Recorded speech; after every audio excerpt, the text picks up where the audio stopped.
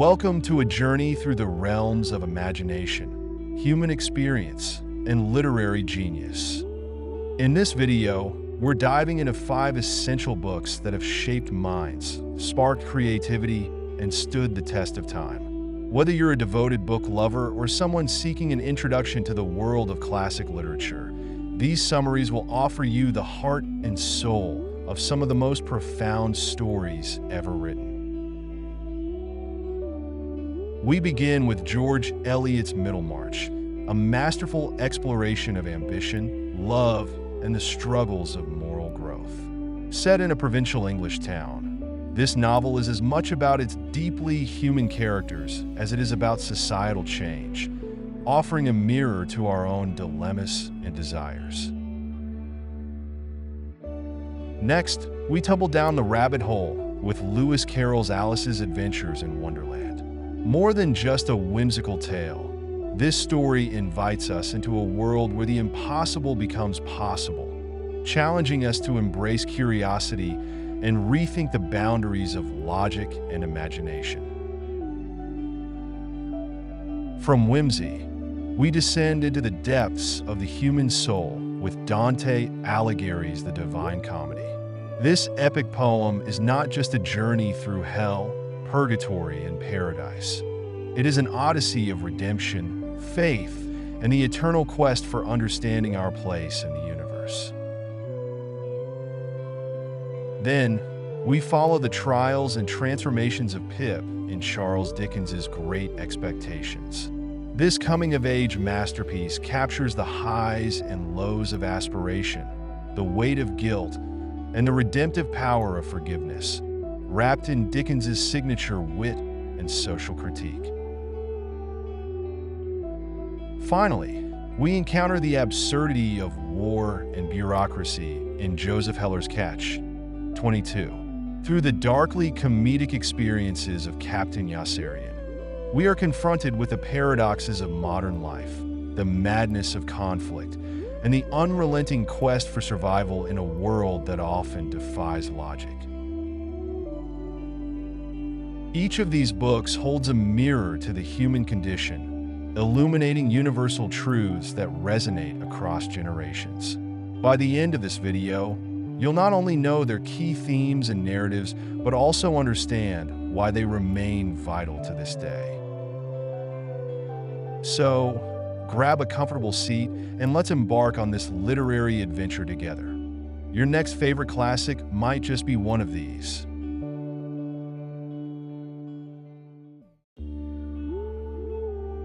Imagine a small English town on the brink of change. Its cobblestone streets lined with modest houses and grander estates. Its marketplace bustling with merchants and tradesmen. Its church towers and country lanes still echoing with old traditions, even as the winds of reform and progress begin to stir.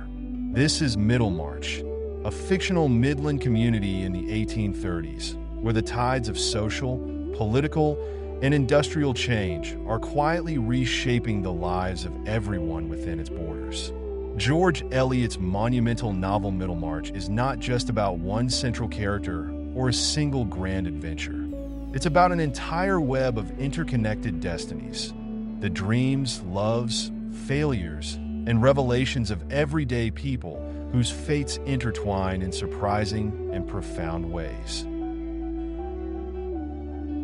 At the heart of Middlemarch lies a rich tapestry of characters, each one brimming with hopes and fears, each facing moments of moral choice that will define them. In some ways, it's a story about ordinary individuals struggling for meaning, justice, and love in a world that can be both compassionate and cruel. Yet the novel is also a quiet revolution, nudging its readers to question what constitutes true happiness, what makes a marriage thrive or crumble, and what it means to be a force for good in one's community. Our journey begins with one of the most remarkable and idealistic characters in the story, Dorothea Brooke. Young, beautiful, earnest, and spiritually hungry, Dorothea is a woman out of step with the traditional feminine molds of her time. Raised by her uncle, Mr. Brooke, who is genial but somewhat distracted and not always perceptive, Dorothea yearns for a higher purpose in life. She imagines herself devoting her existence to grand projects that will improve the lot of others, perhaps designing model cottages for the poor or immersing herself in scholarly work. She is impatient with the trivialities of fashion and social chatter, preferring instead to dream of intellectual and moral greatness. Dorothea's sister, Celia, is her opposite, pragmatic, more conventional, more interested in material comfort and the delicate proprieties of society. Early on, we see how different the two sisters are when they inherit their mother's jewelry. Celia is delighted with the beautiful pieces, while Dorothea finds them frivolous and distracting, preferring to remain plain and unadorned. This tension reveals Dorothea's ascetic streak, an unwavering determination to sacrifice earthly pleasures for what she perceives as nobler ends. But Dorothea's greatest test is yet to come. She soon meets Edward Casaubon, a middle-aged clergyman and scholar who is hard at work. So he claims, on a magnum opus, a vast, all-encompassing key to all mythologies, which he believes will revolutionize our understanding of human civilization. To Dorothea, Casaubon's intellectual pursuits are irresistible. He seems like a man engaged in the grand, scholarly mission she admires, a guide and partner in the spiritual quest she longs to undertake. Against the advice and skepticism of friends and family, who see Casaubon as a dry pedant, old enough to be her father, Dorothea marries him. She does so with high hopes, imagining a partnership of the mind and spirit, a journey into rarefied intellectual heights. Alas, it will not be the Eden she anticipates. Meanwhile, other dramas unfold across Middlemarch. We meet Tertius Lydgate, a young, ambitious doctor newly arrived in town. He is determined to revolutionize medicine, to bring in more scientific practices and modern techniques. Lydgate is principled and enthusiastic, but also somewhat naive about the community he's entering. Middlemarch is old-fashioned, and its entrenched networks of influence run deep. Wealthy patrons like the banker Nicholas Bulstrode hold subtle power, and old doctors like Mr. Wrench have their own way of doing things. Lydgate's modern ideas are met with polite interest but also suspicion. Yet Lydgate's greatest challenge will come not from the medical field alone, but from his personal life.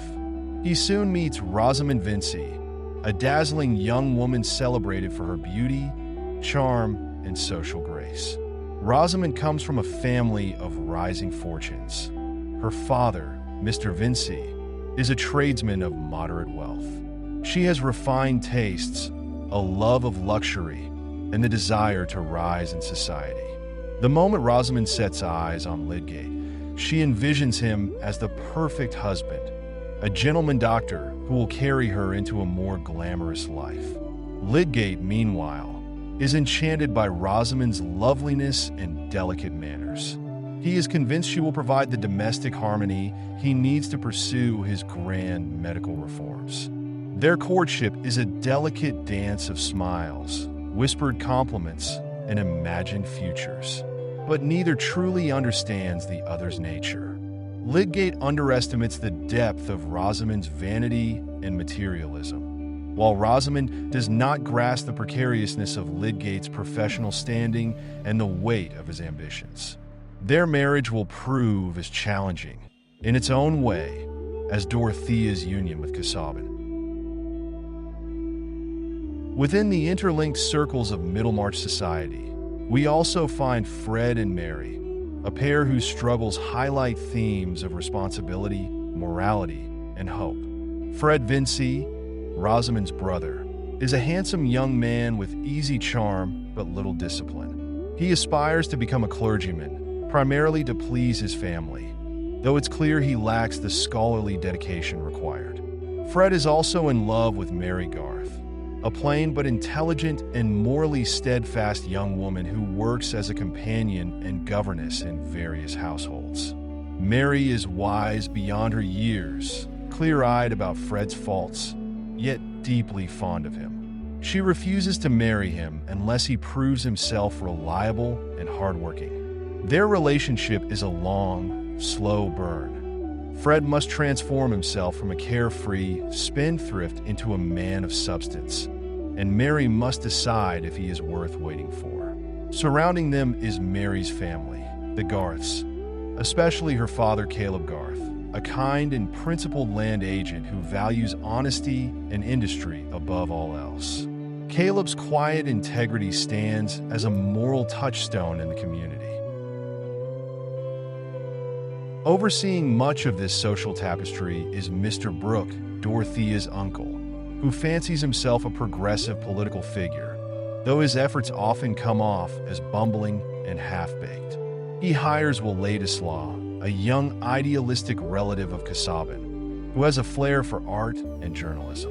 Will is warm-hearted, generous, and forward-thinking. He admires Dorothea from afar, respecting her intellect and courage, but their relationship remains platonic for a time, especially given Dorothea's marriage to Casaubon. Still, the subtle chemistry between Dorothea and Will hums in the background, providing a kind of emotional counterpoint to the dryness of Casaubon's scholarly pursuits.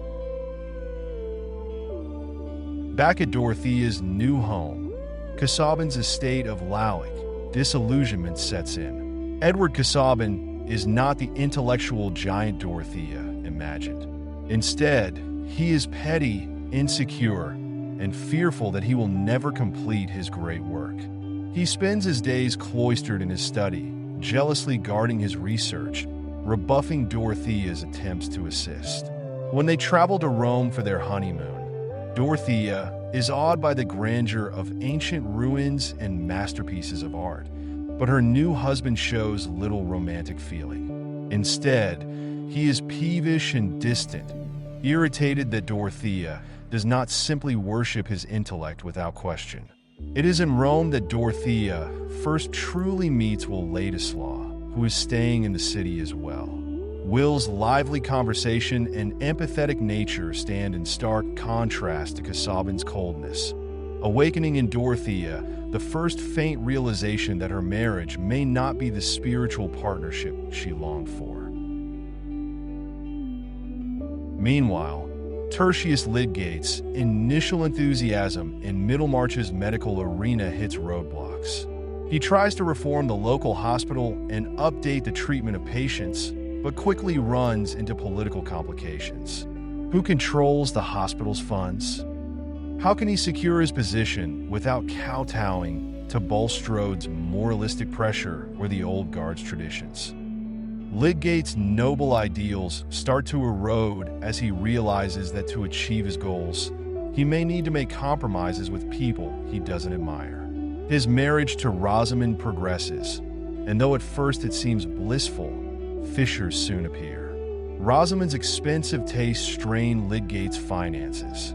She insists on a certain lifestyle, lovely furniture, delicate curtains, a sense of refinement that Lydgate cannot afford. Soon, debts pile up. Instead of the supportive home he imagined, Lydgate faces an endless series of financial pressures. Rosamond, when confronted, plays the victim or simply avoids reality, leaving Lydgate to shoulder the burdens alone. Across town, Fred Vincey's troubles come to a head when a debt he incurred, betting on a horse he was sure would yield profit, fails. He involves Mary Garth's family when he asks Mary's father Caleb to co-sign a loan with him. When Fred cannot repay, the Garths suffer. Mary's disappointment in Fred is palpable. She still cares about him, but his irresponsibility and inability to think beyond himself truly hurt her. Fred must learn humility, find honest work, and earn back the Garth family's respect. He takes a job working under Caleb Garth to learn the ropes of honest labor. This path toward redemption is painful but transformative. Over time, Fred matures, gaining a sense of responsibility, patience, and genuine empathy, which slowly wins Mary's admiration once more.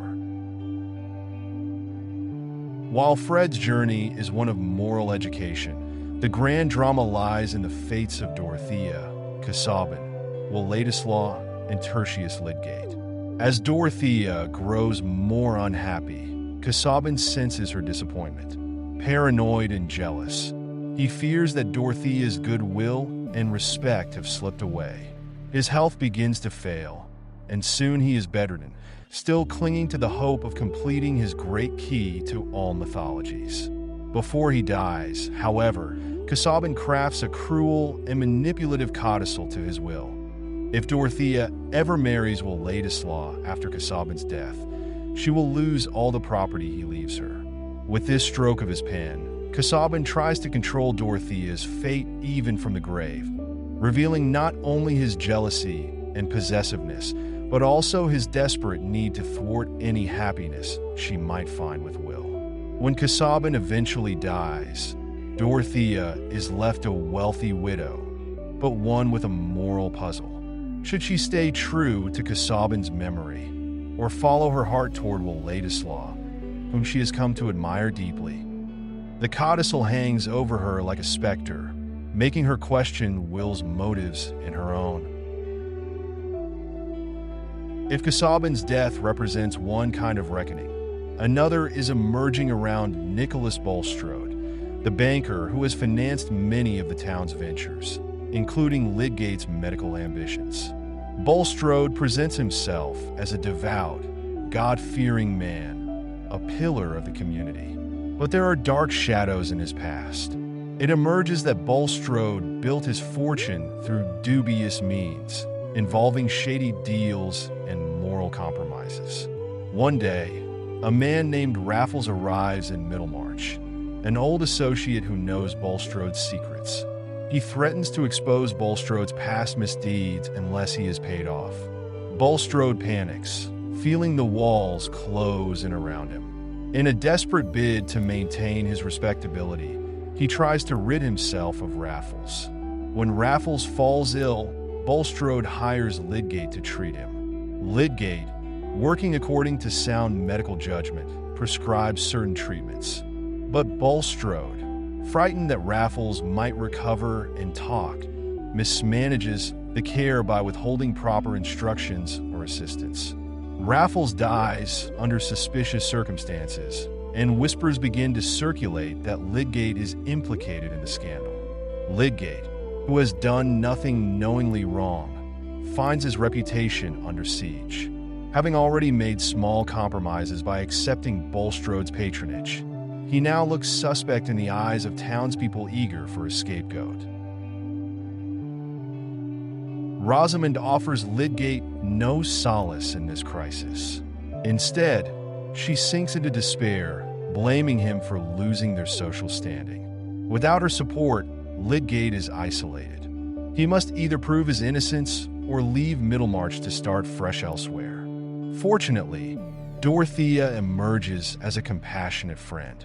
Moved by her sense of justice and kindness, she meets with Lydgate, questions him, and becomes convinced of his innocence. She tries to use her moral influence and personal resources to help clear his name. Dorothea's intervention on Lydgate's behalf is one of the novel's pivotal moral moments.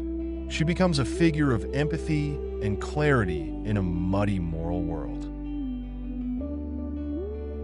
During this delicate period, Dorothea and Will Ladislaw's relationship intensifies. Now free of Casaubon, Dorothea wrestles with new feelings. Her admiration for Will's generosity and sincerity blossoms into love, but the codicil looms in her mind. If she marries Will, she loses all Casaubon's money, a severe blow to her plans of social good. Many in town also suspect Will of having angled for Dorothea's fortune all along. Yet Will's pride and honesty shine through. He will not let Dorothea sacrifice her wealth for him, and he insists that he never wanted Casaubon's property. He loves Dorothea for herself. Still, gossip abounds. Dorothea must decide whether to follow her heart despite social scandal and financial cost. This choice represents a critical shift in Dorothea's understanding of fulfillment. No longer is she chained to a loveless marriage for the sake of intellectual grandeur. She has the freedom to choose a partner who respects her mind and soul. In the end, Dorothea marries Władysław, relinquishing Casaubon's money. Their union symbolizes hope, sincerity, and the rejection of manipulation and greed. Another crisis converges around Bulstrode. His past is laid bare. He once married a wealthy woman under questionable circumstances and profited from a fortune that should have gone to someone else. As the community learns of this, they turn against him. Bulstrode's moral downfall is swift and merciless. His supposed piety is revealed as a mask. Bereft of respect, shunned by those who once deferred to him, Bulstrode faces a lonely exile. The scandal also pushes Lydgate to leave Middlemarch. He and Rosamond depart to start anew in London, where Lydgate continues his medical work, eventually making a modest name for himself, but never achieving the grand reforms he once envisioned. His marriage never becomes the supportive bond he hoped for, and though they have children and go on living, Lydgate dies young, never fully realizing his dreams. Rosamond, after his death, marries a wealthy older man, securing the comfort and social standing she has always craved. In this bittersweet fate, the novel underscores the theme that noble ambitions can be thwarted by an unforgiving environment or by poor marital choices.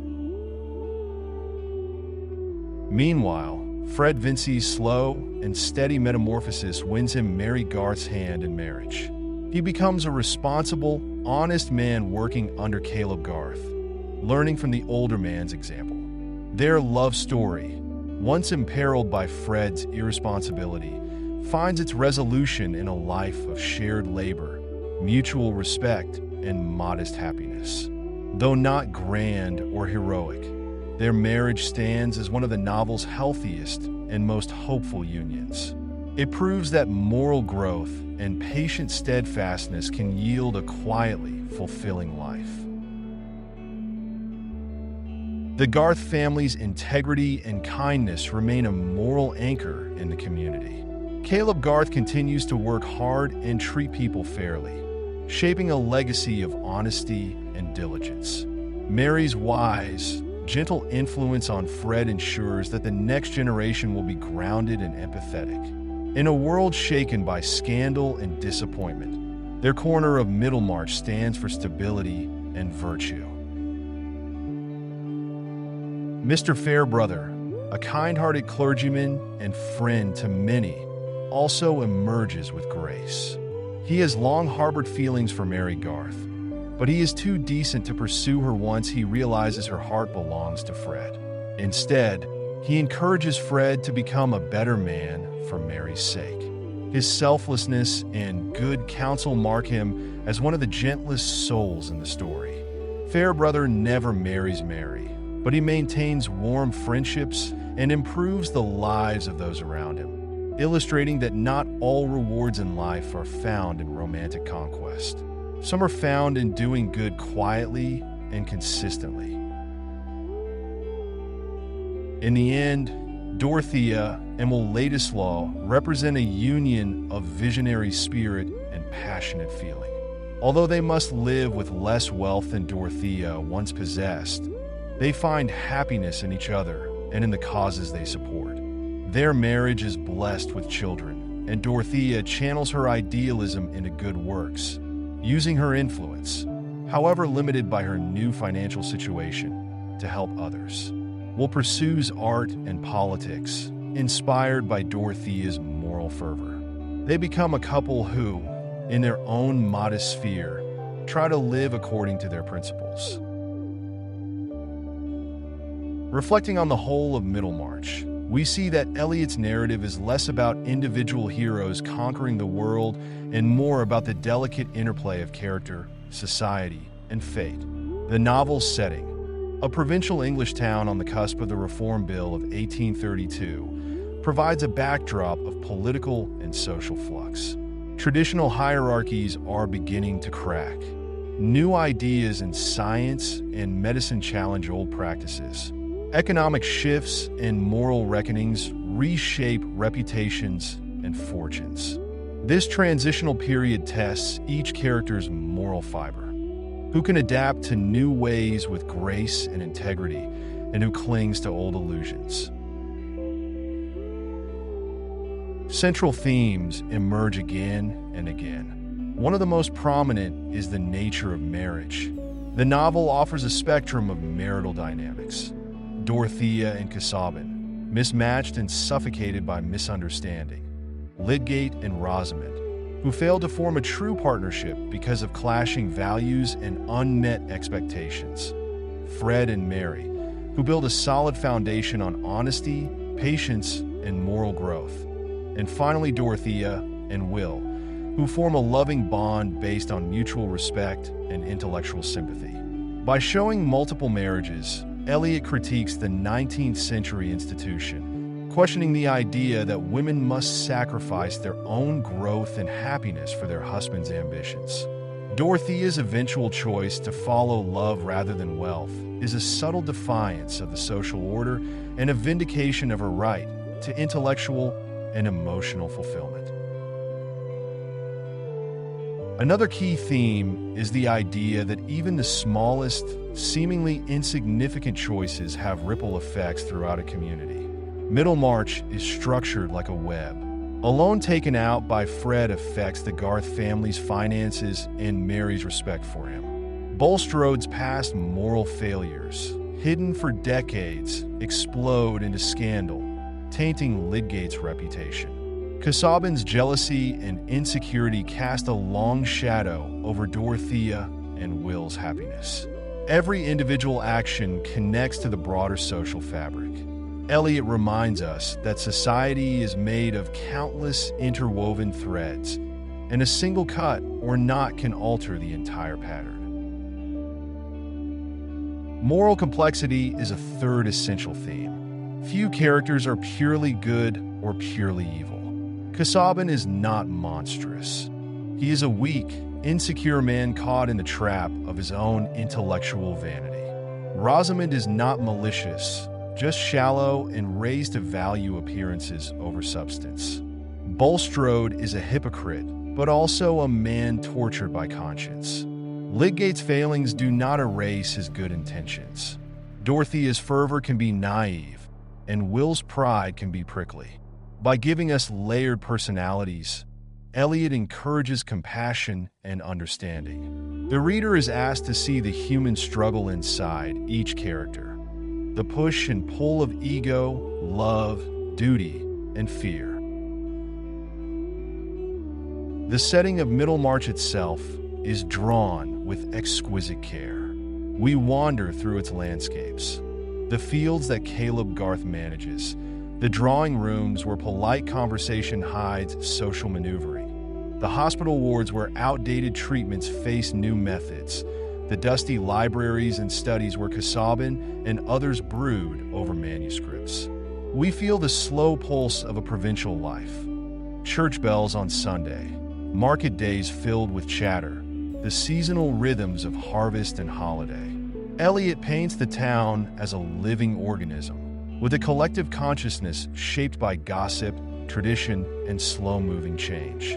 This immersive atmosphere makes the characters' struggles feel both intimate and universal.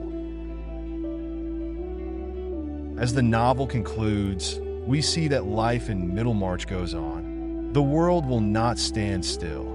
Just as the Reform Bill hints at a political future more open to broader representation, personal destinies in Middlemarch suggest that human beings can learn, grow, and adapt. Some dreams are dashed, like Lydgate's grand medical reforms. Yet he does leave behind some improvements and a lingering inspiration for future generations. Bulstrode's fall from grace reminds everyone that moral reckoning is inevitable, even if delayed. Fred and Mary's modest future shows that happiness can be built on simple virtues and honest love. Dorothea's emancipation from a stifling marriage into one guided by mutual respect and affection suggests that the world can make room for a new kind of female hero, one defined not by grand external triumphs, but by inner moral strength and the courage to choose love on her own terms. Above all, Middlemarch teaches us about empathy. Dorothea ends the story not as a grand historical figure, but as a good woman quietly shaping the well-being of those around her. Eliot famously writes in the finale that the growing good of the world is partly dependent on unhistoric acts, on the number of people who live faithfully in hidden corners. Dorothea's life may not be remembered by statues or history books, but the love, generosity, and moral purpose she embodies send ripples of goodness into the future. In essence, the novel reframes what heroism means, suggesting that true heroism can be found not in grand gestures, but in steadfast kindness, in understanding others, and in persisting toward what is right even in the face of disappointment and loss. Dorothea's idealism meets reality. Her marriage to Casaubon transforms from a spiritual quest into a profound disappointment as she discovers her husband's intellectual fragility and emotional coldness. Lydgate's reforms thwarted, the ambitious young doctor arrives with a vision, but is ultimately entangled in petty politics, social suspicion, and debt. His brilliant future dims as reality grinds down his high hopes. Rosamond's and Lydgate's marital disillusion. Their union, begun in romance and admiration, unravels under the strain of debts and differing values. Both long for understanding, but neither can fully bridge the gap. Fred and Mary's slow, steady love, amidst drama and scandal, their quiet courtship offers a beacon of hope. Fred's moral education and Mary's steadfast character show that love thrives on honesty and patience. Bulstrode's moral collapse. Once a pillar of the community, Bulstrode's secret past and moral cowardice come to light, shattering his reputation and showing that piety without genuine integrity is hollow. Dorothea and Will's redemption. After Casaubon's death and the revelation of his manipulative will, Dorothea chooses love and authenticity over wealth and social approval. Her union with Will Ladislaw symbolizes a hopeful future grounded in sincerity and mutual respect. Through all these interwoven threads, Middlemarch stands as a grand portrait of human life, its passions, compromises, heartbreaks, and quiet triumphs. Eliot does not give us heroes who conquer armies or empires. Instead, she gives us people struggling to understand themselves and to live decently in a complicated world.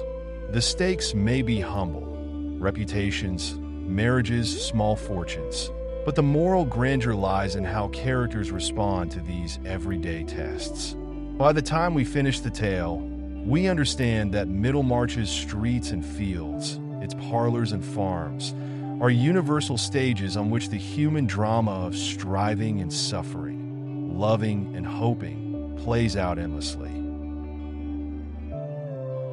In reading or hearing this story, we are asked to see something of ourselves in the citizens of Middlemarch, their longings and confusions, their attempts at betterment, their moral dilemmas. And by identifying with them, we learn about the enduring power of compassion and empathy.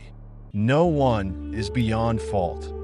No one is without some spark of goodness. In this, Eliot offers a message as timely now as in the era she depicts, that understanding others, truly seeing them in their complexity, is the key to forging a better, kinder world.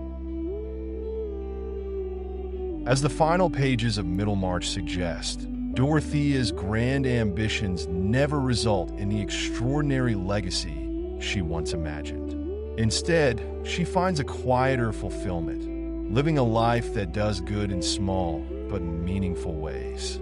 It is a gentle reminder that while not all of us may have the chance to be world changers on a grand scale, we can still shape the world for the better, one compassionate choice at a time. In the end, Middlemarch speaks to the humanity in all of us, a reminder that our internal struggles, our personal transformations, and our acts of kindness are what define us in the ongoing tapestry of life.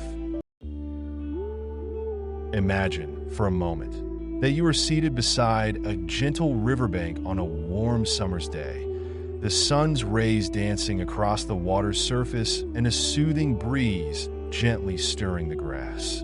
You are young and restless, your mind drifting between the rhythms of a textbook and the allure of a world more vibrant than the one that sprawls before you. This is where we first meet Alice, a curious, daydreaming English girl who yearns for something more than the quiet, predictable world that her afternoon reality has provided. She sits there, her sister's voice a distant hum as she reads a book with no pictures, no conversations, and seemingly no delight. For Alice, this stifling normality becomes the spark that ignites an extraordinary journey, one that will plunge her headlong into a world of talking creatures, shifting shapes, puzzling wordplay, and a logic that collapses into nonsense. From the moment Alice's attention is caught by a most unusual white rabbit, dressed in a waistcoat and muttering anxiously about being late, we leave behind the comfortable shores of reason and enter the tumultuous seas of Wonderland. Drawn by pure curiosity, an insatiable, childlike hunger for the unknown, Alice abandons her calm life above ground and slips down a seemingly endless rabbit hole. This initial descent is both literal and metaphorical. She falls and falls, past cupboards and shelves stacked with strange objects, until she lands gently in a hall lit by a row of lamps suspended from the ceiling. Here, the atmosphere changes abruptly from sunlit meadow to a surreal corridor of locked doors. The hush of this strange place is charged with mystery. Before her lies a tiny, golden key and a little door too small for her to pass through. Beyond its keyhole, Alice glimpses a tantalizing garden, lush, bright, and magnificent. It represents everything she hopes to find in this new land. Yet at first, the garden remains out of reach, a symbol of her inability to fit into this new world as she currently is. Thus begins her series of magical transformations, shrinking and growing in an attempt to enter that Eden-like place. She drinks a potion that makes her shrink to the size of a doll, then eats a cake that causes her to shoot up to giant proportions, flooding the hall with her tears. This comical and frustrating struggle sets the tone of Wonderland's challenges. Identities are fluid, logic is twisted, and solutions often create new problems. Once tiny, Alice drifts across a pool of her own tears, and here, her journey takes on a social dimension. She encounters an array of animals, a mouse, a duck, a dodo, a lory, and others, who engage in a comically nonsensical caucus race, running in circles until they arbitrarily decide everyone is a winner. This scene brims with absurd humor, but it also introduces a key thematic current. Rules in Wonderland are malleable, leaders are uncertain, and fairness is a mockery. Already, we see Alice both charmed and confounded by this world. She attempts to engage these creatures with polite conversation, using the manners she learned above ground, but finds them prickly and easily offended by her references to cats and dogs. She discovers that language and logic, those comfortable tools of her previous life, fail her here. In Wonderland, words and meanings slip through her fingers like water, and this perplexity both challenges and delights her. Soon after, Alice again encounters the White Rabbit, this time frantically searching for a pair of gloves and a fan. Attempting to help, Alice enters a small house belonging to the rabbit, a genteel little cottage that seems perfectly ordinary until she takes another mysterious drink and suddenly grows large enough to fill it entirely. Stuck inside, her arms and legs wedged against the walls, Alice experiences panic and vulnerability. This moment captures her deepening sense of displacement. Outside, the animals, led by the rabbit, try to dislodge her, sending a terrified lizard named Bill down the chimney. Alice's inadvertent roar sends Bill shooting into the sky, and the crowd resorts to hurling pebbles through the windows. Those pebbles become tiny cakes which, when Alice eats them, cause her to shrink again and escape into the woods. The Forest of Wonderland is no ordinary place, and as Alice wanders deeper, she meets a series of characters who challenge her perceptions and teach her that identity is fluid. None are more emblematic of this than the blue caterpillar, perched languidly atop a mushroom, smoking a hookah. The caterpillar's dreamy, languid questions, "Who are you?" echo Alice's own growing uncertainty about her sense of self. She struggles to answer because, with all the transformations in size and the disorienting logic of this world, she has lost confidence in who she was and what she knows. The caterpillar's cryptic advice to nibble different sides of the mushroom to control her size is a gesture of minimal guidance in a place that refuses to be helpful. When Alice finally manages to stabilize herself at a reasonable height, she comes to understand that maintaining identity in Wonderland requires adaptability and a willingness to embrace uncertainty. From the caterpillar, Alice moves on to one of the most iconic and perplexing personalities in Wonderland, the Cheshire Cat. Perched in the branch of a tree, this grinning feline has a habit of appearing and disappearing at will, leaving only his mischievous, floating grin behind. The cat embodies the nature of Wonderland itself, unpredictable, witty, and unbound by the laws of reason.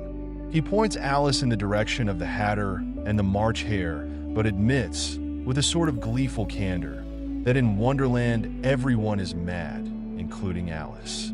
While this might seem unnerving, it also frees Alice from the pressure of trying to impose normal logic on a place where it simply doesn't belong. Madness, in this world, is just a different kind of sanity, and it pushes Alice to embrace the strange, to flow with the absurd rather than fight against it. So guided by the Cheshire Cat's hints, Alice attends the most nonsensical tea party ever hosted. The Mad Hatter and the March Hare preside over a table set with teapots, cups, and an endless array of chairs. Alice finds herself confronting a scene of chaotic hospitality, riddles with no answers, time personified and argued with, and the bizarre notion that it is perpetually 6 o'clock, tea time forever. The Dormouse sleeps in between them, waking intermittently to tell absurd stories about 3 sisters living in a treacle well. All of this tests Alice's patience. The tea party represents a sort of conversational anarchy, where politeness and logic have abandoned their usual roles. Instead of finding delight in nonsense, Alice grows frustrated. She realizes that no sense can be drawn from these companions, and their company drains rather than invigorates her. This tension highlights one of the story's thematic undercurrents. Wonderland's nonsense can be enchanting, but it can also be exhausting, a test of endurance and adaptability. Upon leaving the tea party, Alice comes closer to her longed-for garden. She stumbles upon a doorway embedded in a tree and emerges at last into the heart of Wonderland's cultivated paradise, only to discover that it is overshadowed by the volatile presence of the Queen of Hearts.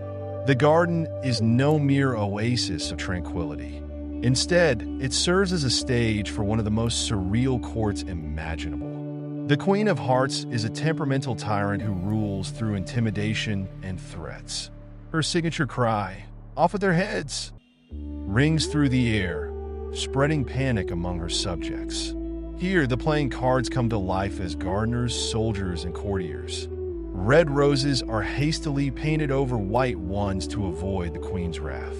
The King of Hearts follows meekly in her wake, trying to soften her blows with gentle suggestions of mercy. Alice's interaction with the Queen intensifies the story's dramatic tension. While many of Wonderland's inhabitants have been harmlessly nonsensical, the Queen introduces real danger. Her impulsive judgments and arbitrary punishments force Alice to muster courage and cleverness. Nonetheless, Alice navigates the Queen's croquet ground, a chaotic match where flamingos serve as mallets and hedgehogs as balls, by maintaining her composure.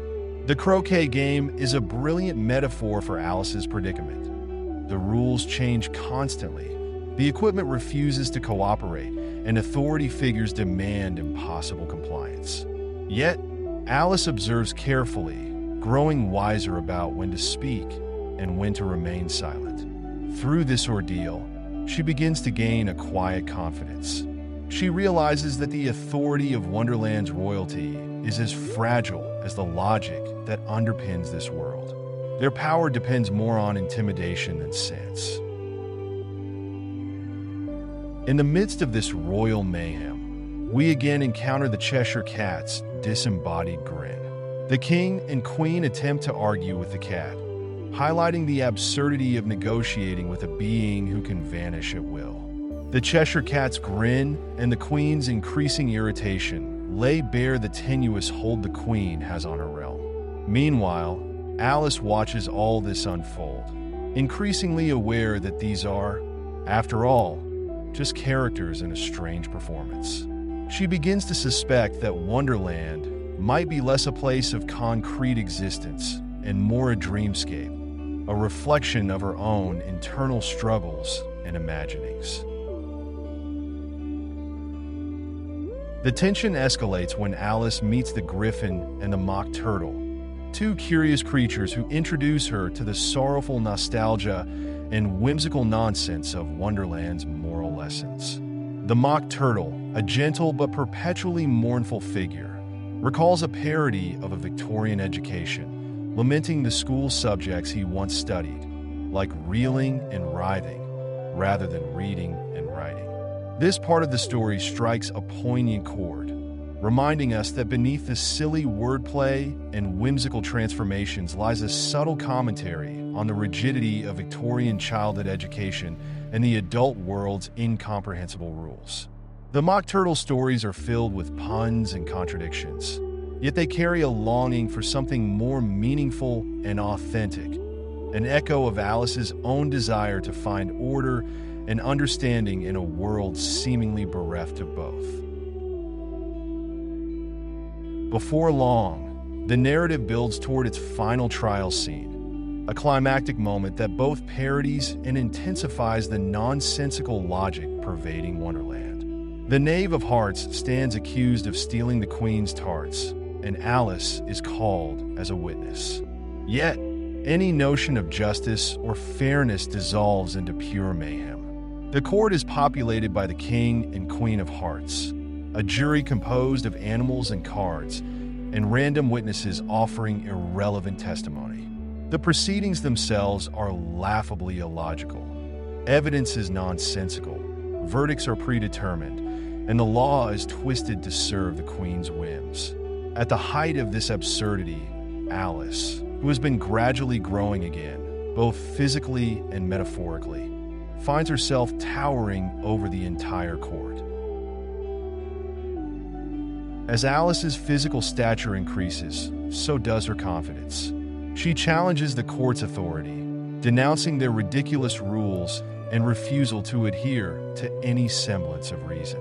In that courageous stand, the fragile illusion of Wonderland's power structures begins to crumble. The Queen shouts for Alice's execution, but Alice, now fully aware that these are but playing cards and frantic figments of a dream, refuses to submit. She calls them out for what they are, nothing but a pack of cards. This moment of defiance becomes the climax of her internal journey. Throughout the story, Alice has experienced confusion, frustration, curiosity, wonder, fear, and amusement. Now, at last, she learns to trust her own sense of self. She claims her perspective, her ability to judge nonsense as nonsense, and her courage to walk away from tyranny and fear. In doing so, she dispels the illusion. The cards rise up and swarm about her, and in a flash, she awakens from her dream. It is a sudden and startling return to reality. Back again by the riverbank, with her sister's gentle presence nearby, Alice blinks in the sunlight. The world of Wonderland recedes into memory, a fantastic journey that now lives only in her recollection. She has been changed, though, through her strange encounters. She's tasted the power of imagination and glimpsed the absurdities lurking beneath the veneer of everyday life. Alice has discovered that the world and the rules that govern it are not always as stable or sensible as they seem. Growing up, finding oneself, and understanding the arbitrary nature of adult society. All these themes lie at the heart of her adventure. The underlying messages of Alice's adventures in Wonderland revolve around the fluidity of identity, the absurdity of social norms, and the importance of curiosity and resilience in the face of a baffling universe. Alice, initially frustrated by a grown-up world that seems empty and dull, dives into a realm that mirrors the chaos and contradictions adults often fail to acknowledge. In Wonderland, language and logic are unreliable. Respectability and authority figures are repeatedly lampooned. The humor and absurdity serve as both entertainment and commentary, pushing readers to question the rigid rules of society and the assumptions we carry about what is normal or proper. All the characters, from the White Rabbit and his obsessive fear of tardiness, to the Duchess's erratic mood swings, the Mad Hatter's surreal sense of time, and the Queen's violent mood swings, embody the perplexities and pressures children face when confronted with adult behavior. For Alice, navigating this world is akin to making sense of adult logic. It is often hypocritical, contradictory, and preposterous. Yet, rather than cowering, she engages with it, questions it, and ultimately rejects its demands when they threaten her sense of self. Visually, Wonderland is a kaleidoscope of vivid settings. The corridor of locked doors glows with an internal light, filled with mystery. The forest is both enchanting and foreboding, a space where identities shift like shadows under the trees. The Duchess's home is a place of chaos, where pepper hangs thick in the air and the cook hurls pots and pans. The Mad Tea Party table stretches infinitely, forever stuck at tea time under a dusky sky.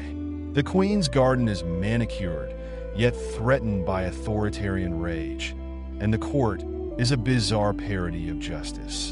In painting these scenes, Carroll not only entertains but crafts a rich tapestry of emotional responses, ranging from delight and wonder to tension and outrage, that mirror the complexity of the human experience.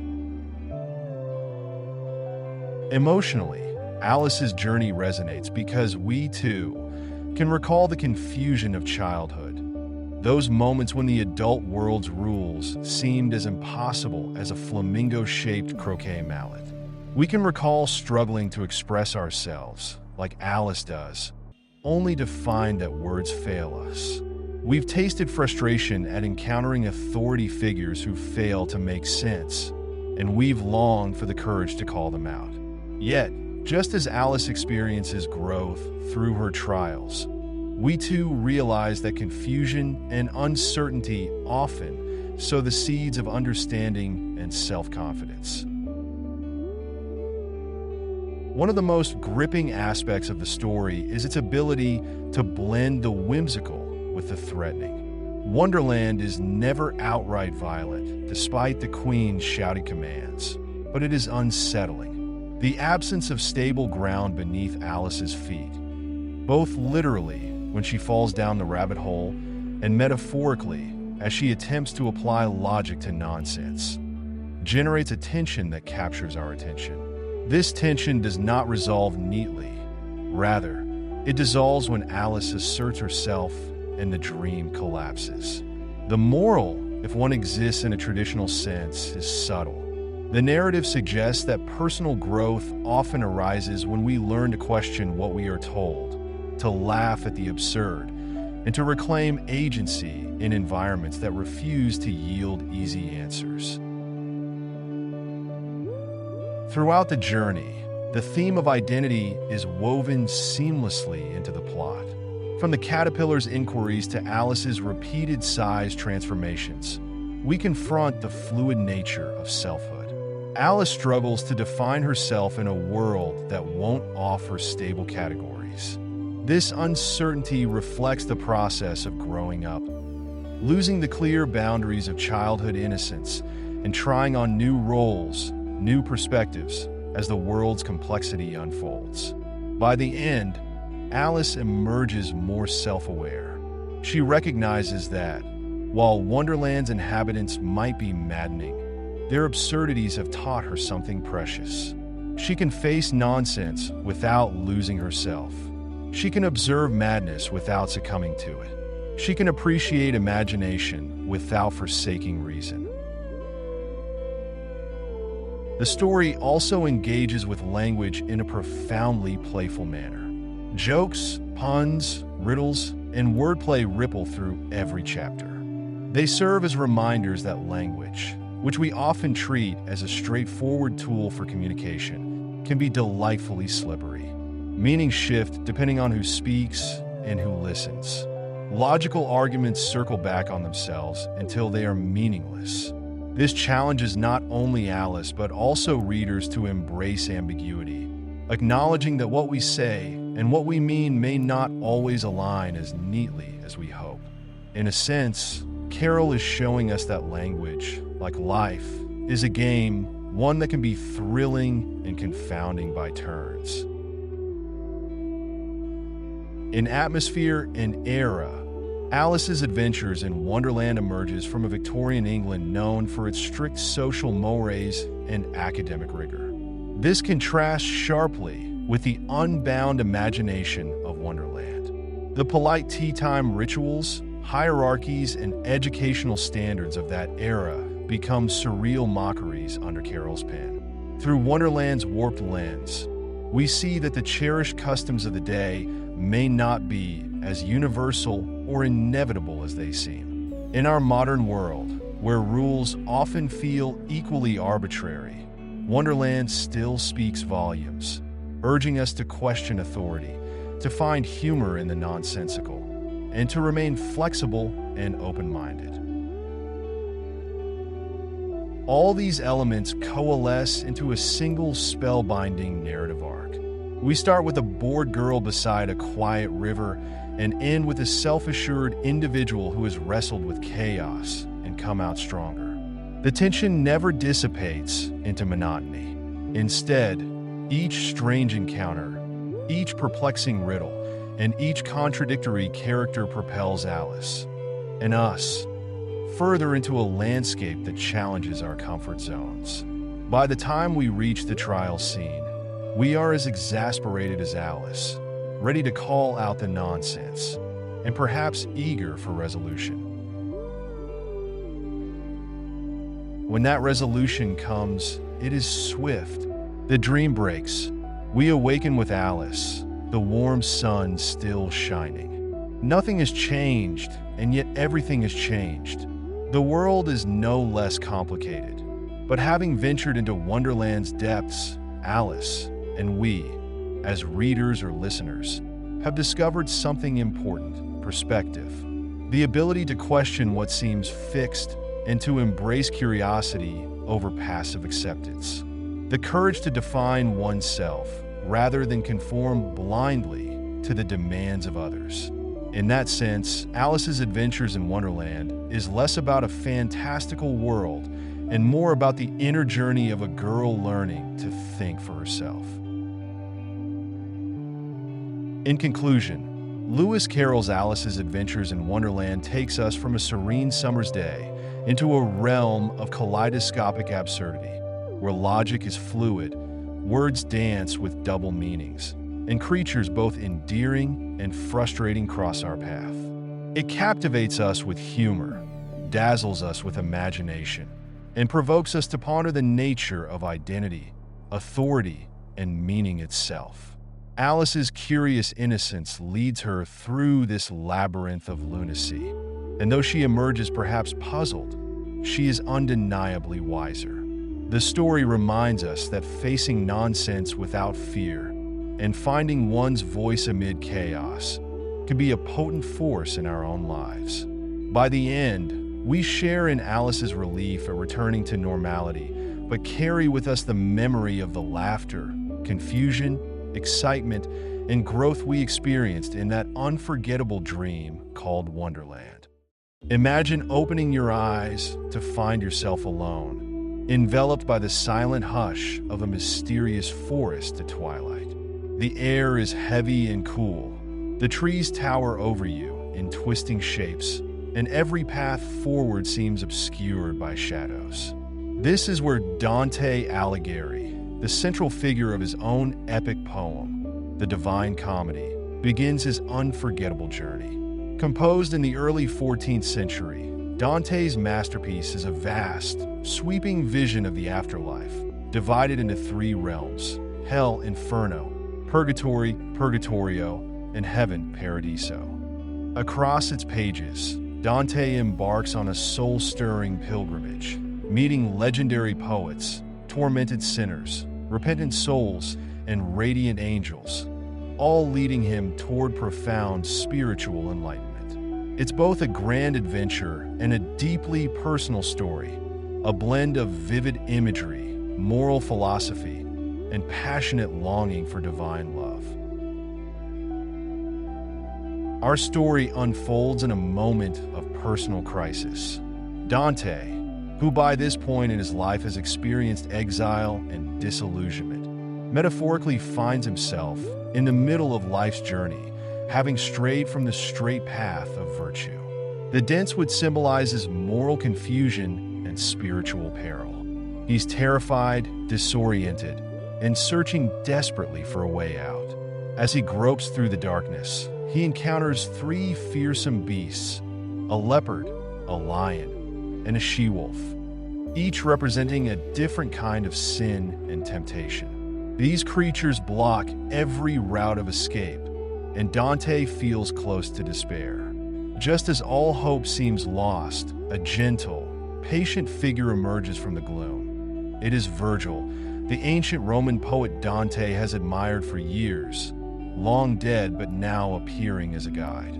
Virgil's voice is calm and steady. He tells Dante that the only way forward, indeed, the only way to escape this forest of spiritual doom, is to journey through the very depths of the afterlife itself.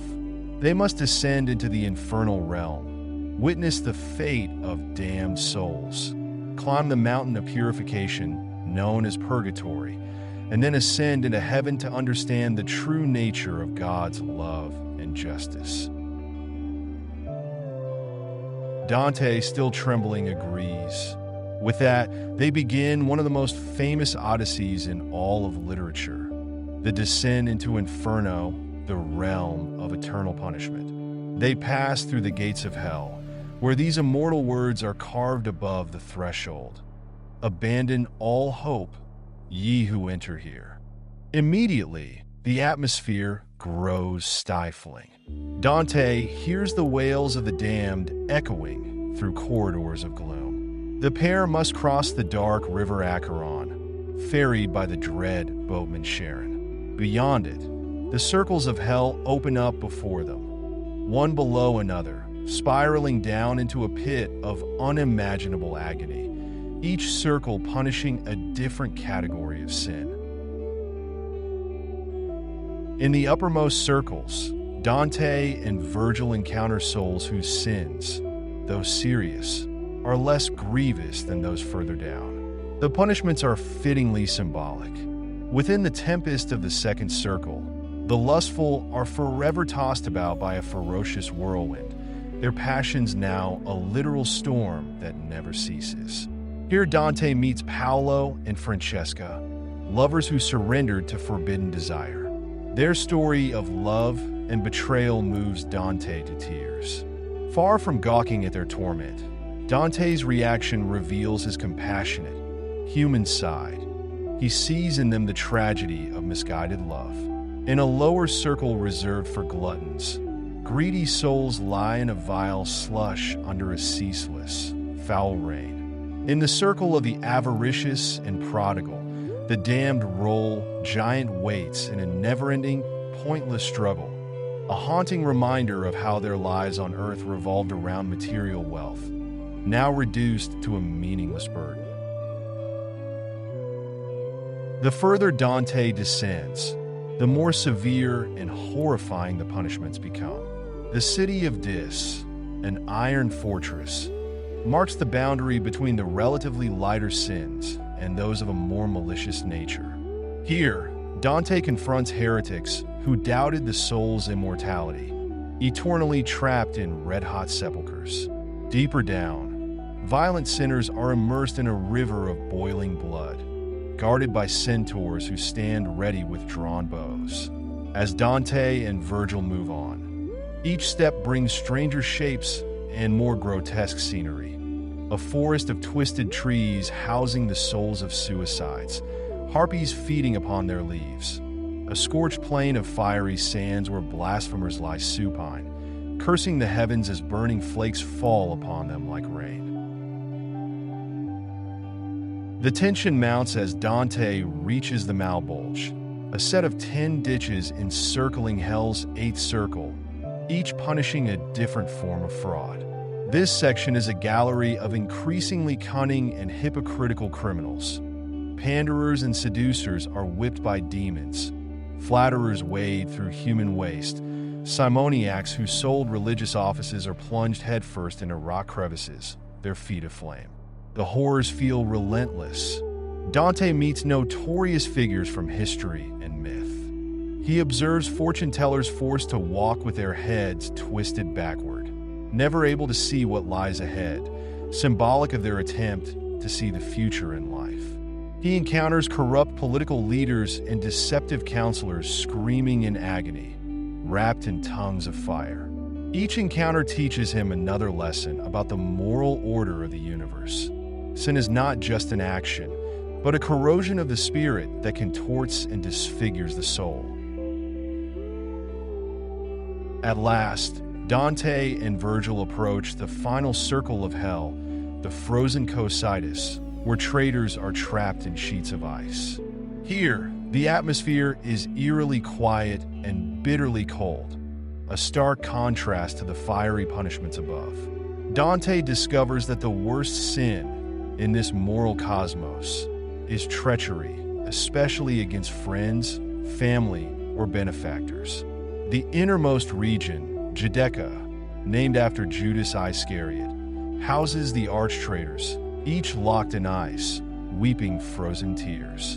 And at the very center, they find Lucifer himself, gigantic, grotesque, with 3 faces and bat-like wings that perpetually flap, generating the icy wind that keeps hell frozen. Each of his mouths chews on a notorious betrayer, Judas, who betrayed Christ, and Brutus and Cassius, who betrayed Caesar. Overwhelmed by terror and awe, Dante clings to Virgil as they climb down Lucifer's hairy sides, passing through the center of the earth. In a miraculous turn, once they pass that midpoint, they emerge on the other side, ready to ascend again. Dante has confronted the lowest depths of human depravity. Now, he must purify his soul. The second stage of Dante's journey is the climb through Purgatorio, the mountain of purification. If Inferno was about witnessing sin's grim consequences, Purgatory is about hope, redemption, and personal struggle. Dante and Virgil emerge on the shores of an island dominated by a colossal mountain. Bright stars shine above, an immediate contrast with hell's darkness. Souls here are not damned. They suffer, but their suffering is temporary and purposeful. Each soul is striving, through penance and moral effort, to rise toward God's grace. As Dante enters this new realm, he finds the atmosphere lighter, the colors gentler. Here, poetry and song fill the air, and as the journey unfolds, Dante's heart begins to lighten as well. The mountain of Purgatory has 7 terraces, each dedicated to purging one of the 7 deadly sins: pride, envy, wrath, sloth, avarice, gluttony, and lust. On each terrace, souls work through their sins by enduring punishments that correct their faults. On the terrace of pride, for example, souls carry massive stones on their backs, forced to bow low to the ground, symbolically learning humility. In the terrace of envy, souls with their eyes sewn shut share their laments and prayers for others, learning to rejoice in their neighbor's good fortune. On each level, Dante learns lessons in compassion, humility, patience, and generosity. As Virgil guides him, Dante meets old friends, poets, and fellow countrymen. He encounters artists who speak to him of the transient nature of fame and the importance of virtue. The atmosphere is not one of despair, but of gradual improvement. Souls encourage each other. They sing hymns and pray. The closer Dante climbs to the summit, the closer he gets to spiritual maturity. Over time, Dante himself grows more compassionate and reflective. He not only observes, but also internalizes the lessons of purgatory, feeling his soul become lighter, more aligned with divine will. Eventually, Dante and Virgil reach the earthly paradise at the mountain summit, a lush, Eden-like garden brimming with flowers, soft breezes, and the gentle murmur of a clear river. This place is free from sorrow and marked by perfect balance. And here, Dante must face one final trial. Virgil, who has been Dante's steadfast mentor through hell and purgatory, cannot guide him any further. Virgil was a virtuous pagan, wise and noble, but never baptized in a Christian faith. He can lead Dante to the threshold of salvation, but not into heaven's embrace. With tenderness and gratitude, Dante parts ways with Virgil, thanking him for saving his life, for being both a father figure and a wise teacher. It is an emotional, bittersweet farewell, as Virgil's role is now complete. Dante is ready to meet his next guide, Beatrice. Beatrice is no ordinary guide. In life, she was Dante's beloved muse, the symbol of divine love and purity. She appears in the earthly paradise, clothed in radiant white, surrounded by a mystical pageant representing the triumph of the church. When Dante first sees Beatrice, he is overcome with emotion, weeping tears of shame and longing. She gently reprimands him for having strayed from the path of righteousness after her death. It's a stern but loving rebuke. She represents divine wisdom and grace, and under her guidance, Dante will now ascend into Paradiso, the heavenly realm, to witness the glory of God and the harmony of the saints and angels. Ascending into heaven is a completely different experience from the descent into hell.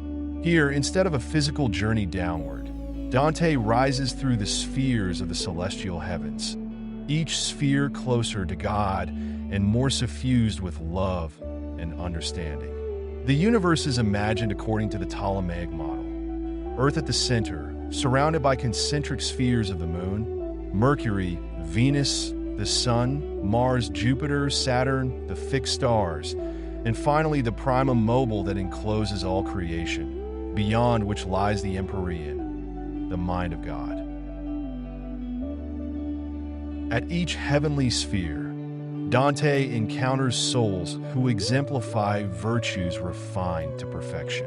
On the moon, he meets those who broke vows under pressure, now smiling in serene acceptance of God's justice. On Mercury, he finds souls who pursued honor and fame, now understanding that true honor lies only in God. On Venus, souls of lovers glow with joy, purged of selfish desire, and now brimming with divine affection. As Dante moves upward, he meets theologians, martyrs, saints, and biblical figures, each shining brighter, each stage unveiling deeper truths. The sun hosts the great wise spirits, philosophers and theologians who share their enlightened understanding of the divine. On Mars, the heroic spirits who fought for faith and justice form a radiant cross in the sky. As Dante contemplates this symbol, he feels his heart filled with awe and hope. The higher Dante ascends, the more challenging it becomes to translate his experiences into human language. He meets St. Peter, who questions him about faith. He speaks with St. James, who tests him on hope, and St. John, who examines him on love. Dante's spiritual understanding matures rapidly. As he moves beyond the visible stars, the glory and complexity of heaven intensify. In the highest spheres, he sees row upon row of angelic hierarchies, spinning like wheels of fire. The saints form a white rose of celestial petals, each soul radiating bliss, each face turned lovingly toward God. Finally, Dante reaches the empyrean, the realm beyond physical form, filled with pure light and love. Here, he sees God's presence manifested as three interlocking circles of divine light, an image of the Holy Trinity. In that sublime vision, Dante attempts to comprehend the mysteries of the divine, how God's love moves the sun and the other stars, how everything is interconnected in a vast cosmic harmony, how divine grace orchestrates a universe where each soul finds its proper place. It is a moment of ecstatic revelation. Dante gazes into the eternal light and, for a fleeting instant, understands how the human soul is aligned with the divine. Words fail him. He can only attempt to describe the overwhelming feeling of unity, love, and peace that surpasses all earthly experience. And then, as suddenly as it began, Dante's journey is complete, with a final prayer to the love that moves the sun and the other stars. He returns to Earth, to the world of mortality and memory. He carries with him not just a series of visions, but a profound transformation. He has journeyed through the darkest depths of hell, witnessing the destructive power of sin. He has climbed the arduous paths of purgatory, learning the value of repentance, humility, and perseverance. He has soared into the luminous spheres of heaven, beholding the final truth that all creation is rooted in divine love. At its core, the Divine Comedy is a deeply moral and spiritual work. It insists that every action has consequences, that human choices either bring us closer to or further away from ultimate goodness. Dante's journey is everyone's journey, a passage through confusion and error toward understanding and redemption. The poem underlines the importance of free will. Sinners in hell chose their fates by clinging stubbornly to sin. Souls in purgatory work diligently to cleanse their souls, symbolizing that while divine grace is essential, human effort and cooperation with grace are equally important. And the saints in heaven represent the fulfillment of human potential, perfected in divine love.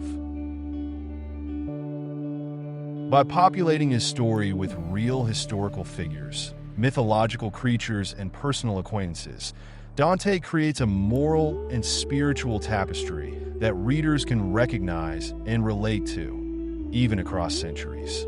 He places contemporary political enemies and corrupt clergymen in hell, reflecting the poem's bold commentary on moral hypocrisy and the misuse of power. He lets us see noble pagans and learned souls who lacked revelation but still embody human excellence, reflecting a worldview that respects virtue wherever it is found. And in Paradise, we meet radiant personalities like Beatrice and Saint Bernard, guiding Dante to the ultimate truth that transcends words. The settings themselves have a narrative function. The infernal landscapes are twisted and dark, often mirroring the sins they punish. Tempest for the lustful, eyes for the traitors, filth for the flatterers. In Purgatory, the climbing, open-air terraces and cleansing rituals reveal a place of upward striving, progress, and renewal. The heavenly spheres, suffused with light and musical harmony, evoke unity, understanding, and unending love. Each realm immerses us in its atmosphere and moral logic, making the poem a sensory and emotional journey as much as an intellectual one. It's impossible to read Dante's encounters without feeling something stir inside. We see him recoil in horror and weep with pity in hell. We watch him struggle to understand the justice of punishments and marvel at the wisdom of his guide. We feel a pang of sadness when Virgil must depart, a character we've grown to trust and admire for his steadfast loyalty and gentle counsel. We share Dante's awe when he meets Beatrice, the embodiment of divine love, who rekindles his spiritual yearning. And when he finally glimpses God, we share his speechlessness and attempt to comprehend that infinite brilliance. In the end, Dante's journey is an emotional one. He begins as a lost soul, full of fear and doubt, and ends as someone who has faced the darkest evils, embraced the difficult work of moral self-improvement, and ascended to the highest truth. In telling this remarkable story, Dante gave the world not just a literary masterpiece, but a grand vision of the moral universe, a poetic blueprint for navigating life's moral challenges. The Divine Comedy stands at the crossroads of religious devotion, philosophical inquiry, and creative imagination. Its influence has shaped centuries of thought, art, and spirituality, inspiring countless readers to reflect on their own paths, their own moral struggles, and their own capacity for redemption. As we close this summary, picture Dante at the end of his journey. He has emerged from the forest of confusion, descended into the bowels of hell to understand sin's destructive nature, climbed the terraces of purgatory to cleanse himself, and ascended through the shining spheres of heaven to witness divine love firsthand. This grand odyssey is not just his story, it's a mirror held up to every soul. In Dante's universe, we are reminded that no matter how lost we may feel, there's always the possibility of turning toward the light, growing in understanding, and finding our way back home to love. Imagine yourself in the damp, misty marshes of early 19th century England, where the wind seems to carry both the sighs of old secrets and the whispered promises of future fortunes. It is here, in the gray twilight of an unforgiving landscape dotted with prisoned ships on the horizon, that a young boy named Philip Pirrip, known simply as Pip, first stands at the threshold of a life he cannot yet fathom.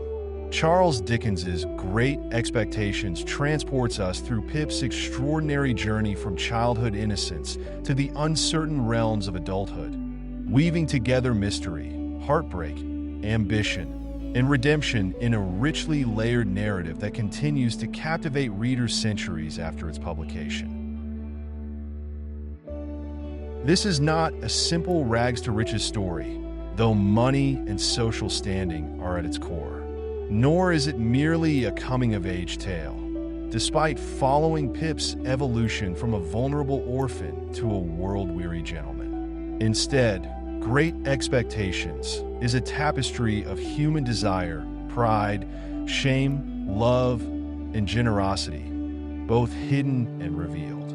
Within its pages, we witness a gallery of unforgettable characters. The bitter yet tragically sympathetic Miss Havisham, the coldly enchanting Estella, the kind-hearted blacksmith Joe Gargery, and the menacing yet ultimately noble Abel Magwitch, to name only a few. As we sink deeper into the narrative, we'll discover how these figures shape Pip's destiny and how the shifting winds of fortune test his moral compass. By the time we reach the end, we'll have walked through the dusty corridors of an old mansion frozen in time, roamed the smoky streets of London's underbelly, and ventured back to the quiet country forge where it all began. Our story opens on Christmas Eve in the flat marshlands of Kent. Pip, a young orphan who lives under the care of his hot-tempered older sister, Mrs. Joe Gargery, and her mild, compassionate husband Joe, is paying a visit to his parents' graves. He's still a small child, shivering in the gloom, trying to make sense of the world without parental guidance. Suddenly, a terror looms. A gaunt, shackled figure emerges from behind a gravestone. This escaped convict, dirty and desperate, threatens Pip and demands food and a file to free himself of his iron fetters. Frightened out of his wits, but too kind-hearted to refuse, Pip complies, stealing a piece of bread and a file from Joe's forge. Although the convict disappears, this unsettling encounter leaves an indelible mark on Pip's conscience and destiny. Shortly after, life returns to its normal rhythm. Pip grows up in the modest Gargery household. Joe is a blacksmith, a warm, honest man who treats Pip with a gentle affection that stands in stark contrast to Mrs. Joe's abrasive strictness. Pip's childhood is defined by a curious blend of fear and comfort. His sister wields a cane, ironically named Tickler, to discipline him, but Joe's quiet kindness offers a refuge. The forge, with its steady glow and rhythmic hammering, becomes a symbol of reliability and decency, even if Pip doesn't appreciate its value just yet. A pivotal moment arrives when Uncle Pumblechook, a pompous relative who prides himself on hollow respectability, informs the family that Pip is to be taken to visit Miss Havisham, a wealthy and eccentric recluse who resides at the mysterious Satis house. Pip is stunned by the invitation and a bit intimidated by the notion of entering a grand home so unlike his own. On the appointed day, he steps into a carriage of sorts, leaving behind the simple marshes for the curious decay of Miss Havisham's world. Nothing prepares Pip for what he sees inside Satis house. It's as if time itself has collapsed. Miss Havisham resides in a world caught at the stroke of a single broken moment. She sits in a faded bridal gown, the veil yellowed with age, the wedding feast rotting on a long-abandoned table. Spider webs, dust, and shadows fill the corners. The once grand mansion is now a shrine to heartbreak, as Miss Havisham was long ago jilted at the altar. She has allowed the betrayal to define her entire existence, halting all the clocks at 20 minutes to 9 and never seeing daylight again. This eerie setting imprints itself on Pip's imagination, making him uneasy and fascinated in equal measure. In this strange, decaying realm, Pip meets Estella. She's a girl about his age, raised by Miss Havisham to be beautiful and cruel. Estella's contemptuous gaze and mocking words strike Pip like lashes. He notices his rough hands and clumsy boots, and for the first time, he's made to feel truly ashamed of his humble origins. Estella lights a spark in him, but it's a painful spark. He admires her beauty and grace even as she demeans him. In this moment, Pip's youthful innocence falters, and an ambition is born. He longs to become a gentleman, someone worthy in Estella's eyes. Over time, Pip continues to visit Miss Havisham and Estella. Although these visits fill him with confusion and longing, they also deepen his dissatisfaction with his home life. He begins to see Joe's simple forge and country manners as obstacles to his dreams. This inner conflict grows like a festering wound. The warmth of Joe's care still comforts him, but it now feels overshadowed by the glittering illusion of a grander life. Pip returns home more discontented than ever, silently rebelling against the destiny that seems laid out before him. To become Joe's apprentice and spend his days forging horseshoes in the dim glow of a countryside hearth. As the years pass, Pip enters his teens and does, as expected, become Joe's apprentice. He plods through the motions, haunted by memories of Estella's scorn and Miss Havisham's quiet smirk. Surely she must be grooming him for something greater? He dreams that his future wealth and status will one day allow him to claim Estella's love. But the reality remains grindingly dull until the day Jaggers appears. Mr. Jaggers is a powerful London lawyer, sharp-eyed, sharp-tongued, and bristling with authority. He arrives unexpectedly with astonishing news. Pip has come into great expectations. A secret benefactor has bestowed a large fortune on him, and he is to move to London, become educated as a gentleman, and enjoy the life he had longed for so fervently. Pip assumes that the benefactor must be none other than Miss Havisham. After all, who else could be rewarding him for his earlier visits to Satis House? This sudden reversal of fortune is a dream come true, affirming Pip's budding sense of superiority and pride. Brimming with excitement, Pip sets off for London, leaving behind Joe and the forge. Despite Joe's tearful goodwill and unspoken sadness at this parting, Pip can't help feeling relieved to escape his humble origins.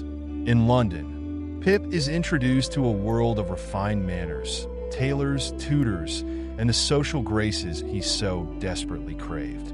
He befriends Herbert Pocket, a kind-hearted young man who becomes his companion and guide in navigating the perplexing social hierarchies of the city. Under Jaggers' oversight, Pip polishes his speech, learns to dress impeccably, and refines his tastes. However, life in London is far from perfect. Estella comes and goes, still aloof and somewhat unkind. Pip remains smitten, painfully aware that she is both the source of his longing and his torment. Meanwhile, the high costs of maintaining a gentlemanly lifestyle begin to weigh on Pip's conscience. He squanders money, incurring debts that he hopes will vanish once his benefactor formally reveals themselves and grants him even more wealth. The plot twists dramatically when Pip turns 23. One stormy night, he is visited by a stranger, a rough, weathered man with haunting eyes. Pip is shocked to discover that this man is Magwitch, the escaped convict he aided as a child in the marshes. And here comes the thunderbolt. Magwitch, not Miss Havisham, is Pip's secret benefactor. The fortune that has elevated Pip, giving him status and comfort, came not from a wealthy lady's whim, but from the hard toil of a man who lived much of his life as a criminal and an outcast. This revelation shatters the illusions Pip has built around himself and his expectations. The discovery throws Pip's world into chaos. He recoils from Magwitch at first, repulsed by the coarse, dangerous figure who dares to claim him as his gentleman. But as Magwitch reveals his life story, the suffering, the betrayals, and the burning desire to repay Pip's childhood kindness with lavish generosity, Pip's heart begins to soften. He learns that Magwitch risked everything to return to England, a place where he is still wanted by the law, just to see the gentleman Pip has become. Suddenly, Pip must confront the fact that the gentlemanly identity he cherished was not forged by genteel hands or the kindness of an aristocratic patron, but by a man society deems a criminal. This brutal awakening forces Pip to reassess his values. All the snobbery, the condescension toward Joe and Biddy, a loyal friend who tutored Pip as a child, and whom he neglected when he moved away, and the worship of Estella's beauty now stand before him as hollow masks. Pip begins to understand that true gentility is not about fine clothes or social invitations. It's about empathy, integrity, and moral courage. As he grapples with these revelations, Pip learns more about Miss Havisham's backstory. Her heartbreak was orchestrated by a con man named Compayson, who also happened to be Magwitch's former partner in crime. Compayson and Magwitch's histories intertwine with Miss Havisham's tragedy, revealing a twisted network of deceit and vengeance. Realizing that Miss Havisham never intended to make him her heir, Pip feels a mixture of hurt and pity for the old woman who so ruthlessly tried to mold Estella into a weapon of heartbreak. Meanwhile, Miss Havisham's carefully constructed schemes begin to collapse. She summons Pip back to Satis' house, where he confronts her with his disillusionment. Miss Havisham sees her cruelty reflected in Pip's eyes. Instead of the cool detachment she once wore, she now trembles with remorse. She begs Pip for forgiveness, lamenting that she raised Estella without love, only to break men's hearts. She never imagined, or never cared, that Estella's cruelty would wound Pip so deeply. Pip forgives her, though it's a painful reckoning. In a dramatic turn, Miss Havisham's dress catches fire from the hearth's embers during their conversation. Pip tries desperately to save her, sustaining burns himself, and Miss Havisham becomes a tragic, blazing figure, consumed by the very bitterness that has haunted her for decades. As Pip tends to his injuries and struggles to protect Magwitch from the law, the story intensifies. Jaggers, the formidable lawyer, remains tight-lipped, while Wemmick, his clerk, surprisingly tender-hearted beneath a professional veneer, counsels Pip in clandestine ways. Pip and Herbert carefully plan Magwitch's escape. The old convict's life is in danger. If captured, he faces certain death. Yet, Pip's feelings for Magwitch have transformed. This man, once terrifying in the churchyard, now inspires Pip's compassion. The old notions of class superiority crumble, replaced by a quiet understanding that both men have shaped each other's destinies. Estella, for her part, is tied up in a loveless marriage with Bentley Drummle, a brute who embodies the very worst of the aristocratic pretensions Pip once envied. Although Estella was beautiful and proud, Miss Havisham's training deprived her of the warmth and tenderness needed to form genuine connections. In a tragic irony, Estella is herself trapped. Her upbringing made her unfit for true love, yet her marriage only drives her toward further misery. Pip's heart aches to see Estella's suffering and to realize that his fantasies of winning her were all constructed on illusions. Amid these personal crises, a more immediate danger looms. Orlick, a malicious character from Pip's past who once worked at the forge and later attacked Mrs. Joe, reappears as a threat. Driven by grudges and jealousy, Orlick lures Pip into a deserted sluice house. There, he nearly murders Pip, revealing just how much darkness seethes in the story's underbelly. Only the timely intervention of Herbert and friends saves Pip from a gruesome fate. This violent confrontation underscores how far Pip has strayed from the safety of home and how he's become entangled in a web of secrets and vendettas. With the escape plan set, Pip and Herbert escort Magwitch down the Thames, hoping to smuggle him onto a ship departing from London. But fate is unkind. Compeyson, the very man who jilted Miss Havisham, has been shadowing them. As Magwitch tries to flee, Compeyson confronts him on the river. The two men, bound together by old crimes and resentments, struggle in the choppy waters. Compeyson drowns and Magwitch, gravely injured, is arrested. Pip remains at the convict's side, holding his hand, speaking kindly, and ensuring that Magwitch does not die alone. It's one of the novel's most poignant moments. The old outlaw, who once stole to survive, now has someone at his deathbed who genuinely cares. Pip's growth is evident in every compassionate word. He has shed the shallow trappings of his gentility and embraced a deeper, moral understanding of human worth. With Magwitch's death, Pip's fortune evaporates. Under English law, a convicted felon's wealth is confiscated. Pip is left penniless, in debt, and emotionally drained. After falling ill, he is nursed back to health by Joe, the very friend he once spurned. Joe's quiet forgiveness and unwavering kindness shine like a beacon in the aftermath of Pip's disillusionment. Having seen the world and its deceptions, Pip finally recognizes the immeasurable value of Joe's goodness. Once he recovers, Pip intends to make amends. He plans to return home and marry Biddy, the gentle-hearted girl who always represented the best of country simplicity and honest affection. But he arrives to find that Biddy and Joe have just married. Far from feeling resentment, Pip understands that this union is right and just. Joe and Biddy deserve happiness, a happiness he once took for granted. Free of illusions and pretenses, Pip resolves to work hard and make an honest living. With Herbert's help, he secures a job in the mercantile world. Pip's days of sponging off a mysterious fortune are gone forever. It is a humbling and liberating moment. He emerges from his ordeal wiser, sadder, and more humane. Gone is the proud, snobbish young man who looked down on Joe. In his place stands a mature individual who values character over class, kindness over wealth, and truth over appearances.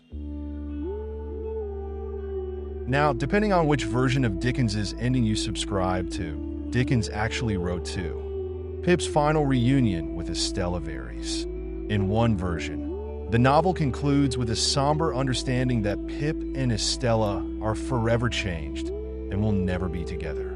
In the more commonly accepted version today, the one Dickens revised, Pip returns to the ruins of Satis House many years later.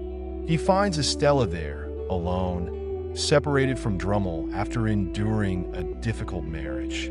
They meet as weary travelers who have known suffering and regret. Estella, once so cold, now shows a quiet tenderness. The final image leaves open the possibility of reconciliation, of two souls who might walk away from the ruins, hand in hand, into a gentler future.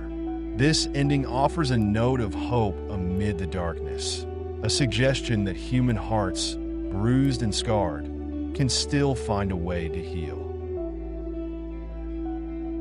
Throughout Great Expectations, Dickens shines a spotlight on class divisions, the moral ambiguities of wealth, and the illusions that come from chasing status at the expense of integrity.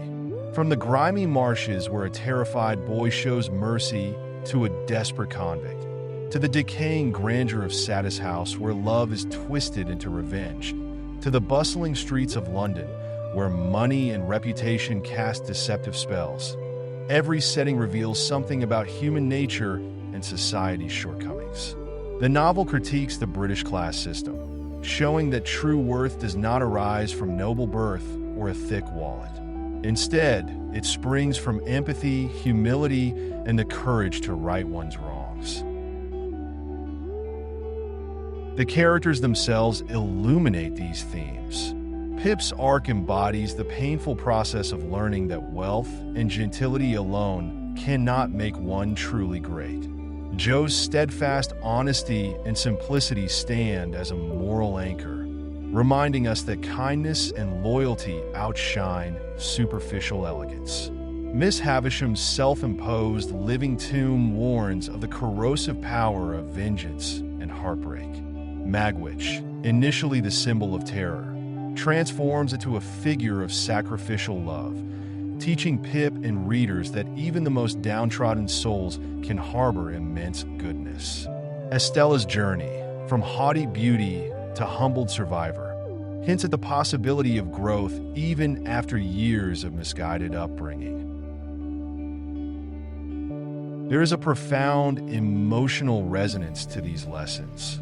Readers experience Pip's shame, his hope, his disappointment, and his remorse. We feel for Miss Havisham's lonely repentance, sympathize with Magwitch's longing to be acknowledged, celebrate Joe and Biddy's well-earned happiness, and hold our breath as Pip strives to redeem himself. Dickens, ever the master of atmosphere, uses the mists of the marshes, the flicker of the forge's fire, the cramped London rooms, and the cobwebbed halls of Satis House to create a sensory journey that parallels Pip's inner transformation. The mood shifts from eerie suspense to heartfelt sorrow, from bewildered wonder to painful clarity, enveloping us in the emotional weather of Pip's life.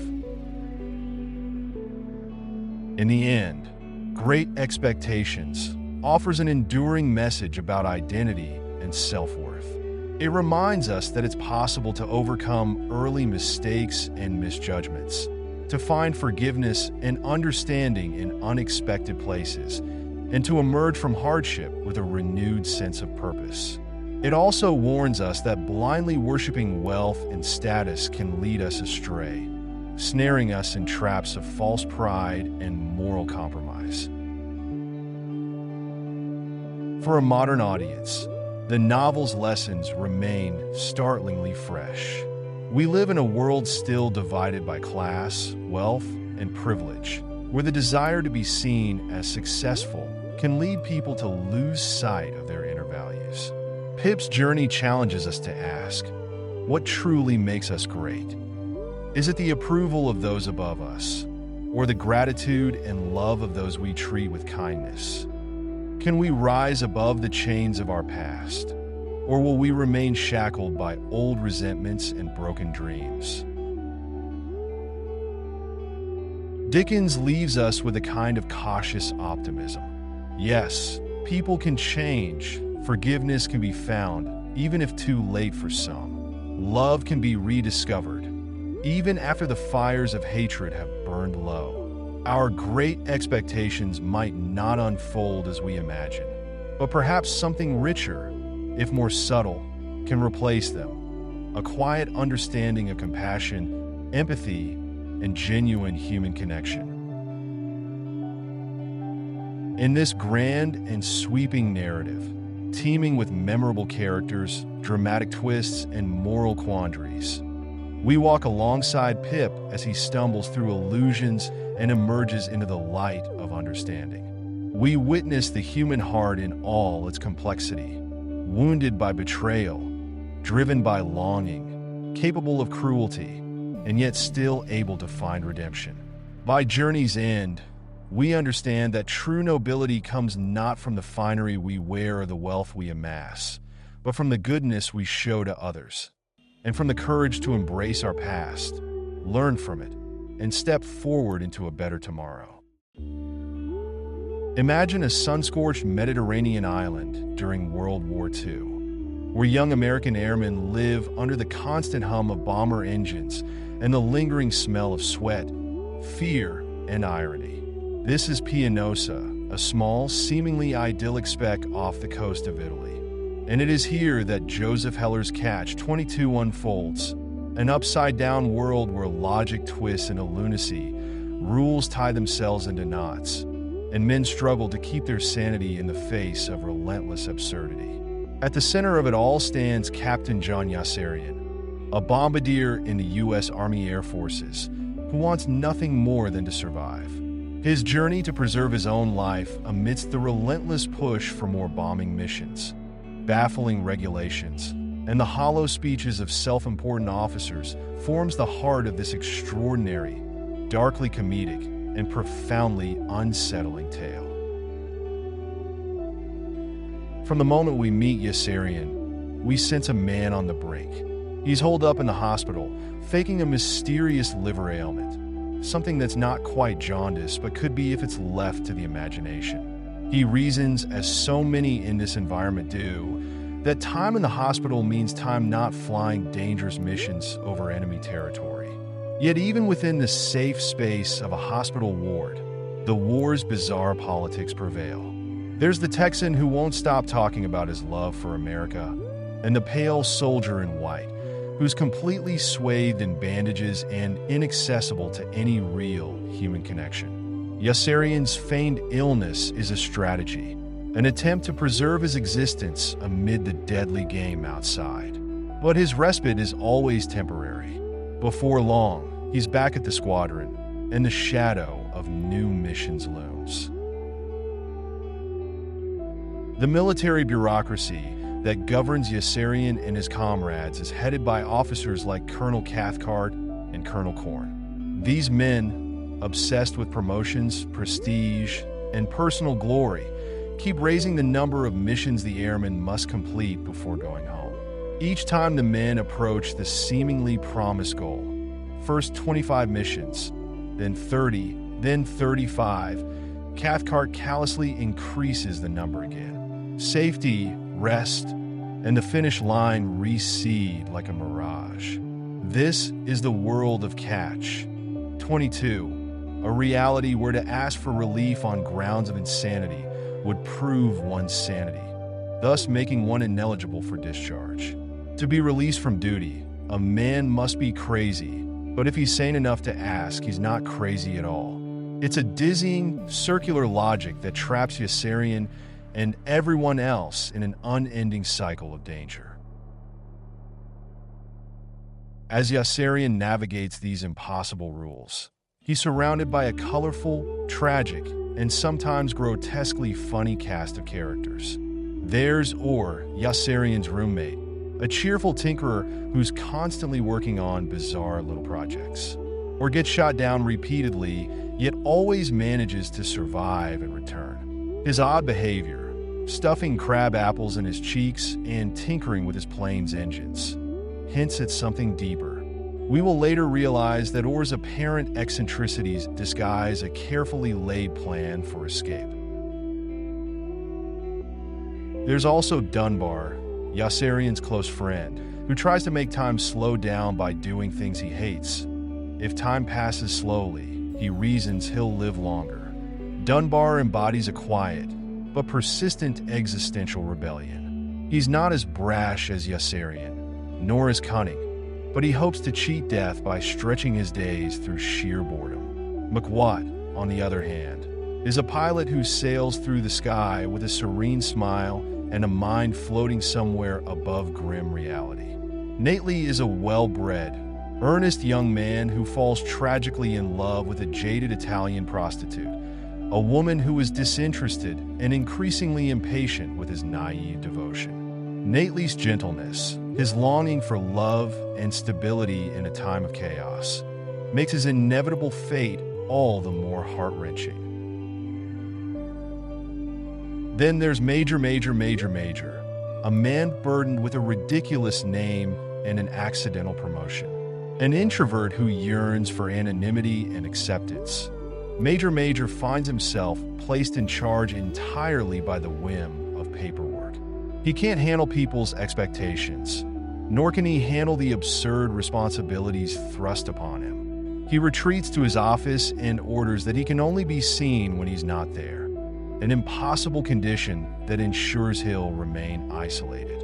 His predicament stands as a testament to how ridiculous military bureaucracies can become, turning human beings into absurd caricatures rather than rational actors. And how can we forget Milo Minderbinder, the mess officer turned entrepreneurial genius, who builds a global black market syndicate known as M&M Enterprises. Milo's pursuit isn't national victory, but sheer profit, and he'll strike deals with the enemy if it fattens his bottom line. He arranges bombing missions for personal gain, trading in goods and services like a ringmaster of chaos. Milo's moral compass is as flexible as rubber, yet he insists that everyone has a share in his enterprise. This twisted logic mirrors the novel's central theme. What's good for the syndicate is good for everyone, no matter how monstrous the deal. Milo's involvement reaches a peak of monstrous absurdity when he contracts with the Germans to bomb his own base, as long as it's profitable. The bewildered men on Pianosa watch as their own planes rain destruction upon them, an ultimate betrayal camouflaged by a businessman's silver tongue. At the spiritual center of the novel stands the chaplain, timid and thoughtful, who feels increasingly alienated within the heartless machinery of the military. He wrestles with religious faith, moral obligations, and the creeping suspicion that nothing makes sense anymore. His is a quiet struggle.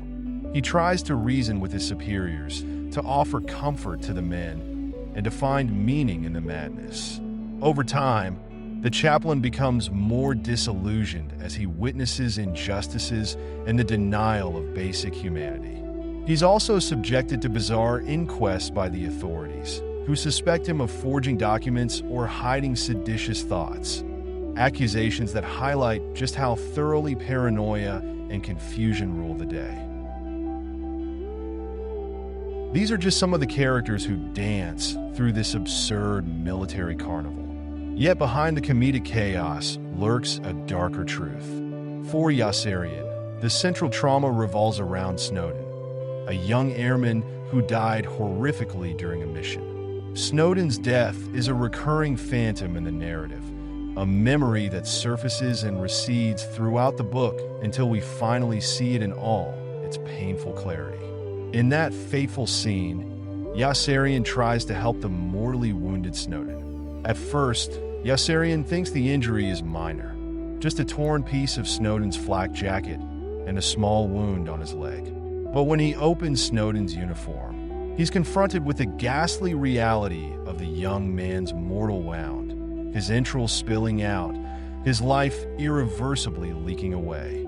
It's a moment that cracks Yossarian's worldview. The neat divisions between allies and enemies, right and wrong, duty and self-preservation, are obliterated as he cradles a dying friend.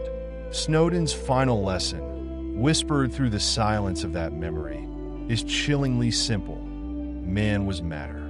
This realization, that human life is fragile, that human beings are not divine heroes, but vulnerable sacks of flesh and bone, haunts Yossarian and propels his desperate quest to stay alive. While the novel leaps around in time, flashing back and forth, revisiting scenes from different angles, Yossarian's central conflict remains constant. He must survive a system designed to ignore his individuality and treat him as expendable. At every turn, Catch, 22, blocks him, asks to be grounded because you're insane and you prove your sanity.